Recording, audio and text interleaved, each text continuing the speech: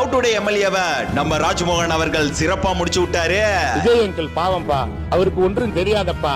நீ ஏதாவது ஏடா கூடமா பேச கேள்வி. முதல்வருக்கு ஒன்றும் தெரியாது, ஊழல் செய்ய தெரியாது, ஏமாத்த தெரியாது. மொத்தத்துல இன்னைக்கு சட்டமன்றத்துல நடந்தது என்னன்னா, அம்மா உணவகம் பற்றிய விவாதம், கலைஞர் இரவு நேரத்துல கைது செய்ததை நினைவு கூறுதல், ஸ்டிக்கர் ஆட்சி விவாதம், சோசியல் மீடியா விவாதம் அண்ட் அனைத்து கட்சி கூட்டம் வேணும் அப்படின்றது.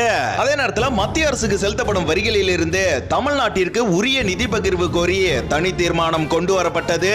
தாவேகா அரசு கொண்டு வந்த இந்த தனிநபர் தீர்மானத்திற்கு திமுக, அதிமுக என அனைத்து தரப்பினரும் வரவேற்பு கொடுத்தாங்க.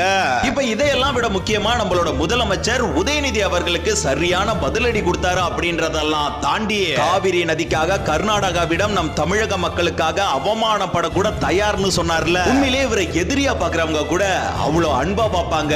10 காமராசரை சேர்த்து பார்த்த மாதிரி இருந்துச்சுங்க.